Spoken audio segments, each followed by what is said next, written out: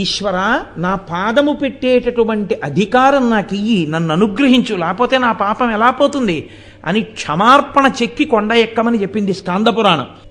వెంకటేశ్వరుడు సామాన్యమైనటువంటి స్వామి కాదు.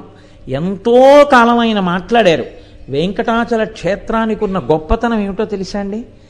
ఏకకాలమునందు విష్ణు స్వరూపం ఒక ప్రమిదలో 2 జ్యోతులు వెలుగుతున్నట్టుగా ఒక్క విష్ణువు ఇద్దరుగా కదిలి, ఇద్దరుగా ఉన్న ఒక విష్ణువు ఒకరితో ఒకరు మాట్లాడుకున్నారు. శ్రీచక్రం టీవీ. ఒకే విష్ణువు ఇద్దరుగా ఉండి మాట్లాడుకున్నారు. దేనికి మాట్లాడుకున్నారో తెలుసా? రామచంద్రమూర్తి తన ప్రవర్తన చేత ధర్మాన్ని లోకానికి నిరూపణం చేస్తే, కృష్ణ పరమాత్మ భగవద్గీతని బోధ చేసి లోకానికి అనుసరణీయమైన మార్గాన్ని ప్రబోధం చేస్తే, వెంకటేశ్వర స్వామి వారు ప్రబోధము చేయలేదు. కానీ ఆయన ఆవిర్భావం కదలిక దగ్గర నుంచి ఈ లోకంలో మనం ఎలా మెసలుకోవాలో ఆయన నేర్పారు.